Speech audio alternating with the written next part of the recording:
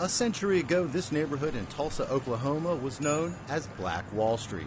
This is Greenwood Avenue, the heart of Black Wall Street.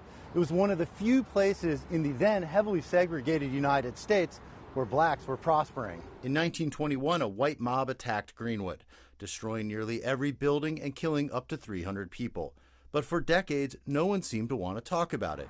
Enter Terry Backus, also known as the mayor of Greenwood. That's not a real job, but the mayor has been on a very real mission, creating this homemade mini museum. It begins in the early 20th century when African Americans created their own haven in Greenwood. It was a place of wealth, a place of prosperity, a place of culture, a place of black excellence. Then the attack. The photos can be hard to look at. Humiliation.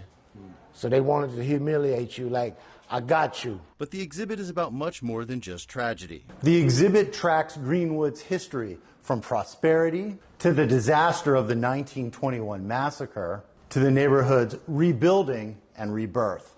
In the years after the massacre, there was still intense racism, including the rise of the Ku Klux Klan. But blacks rebuilt and Greenwood thrived again.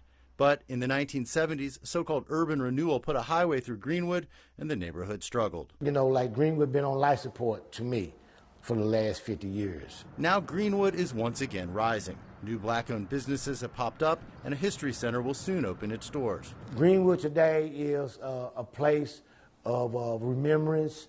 Greenwood is a place that's learning, that's going to be thriving again. You know, people can learn a lesson. The whole country can learn a lesson on resiliency, on togetherness, on community. Jim Spellman, CGTN, Tulsa, Oklahoma.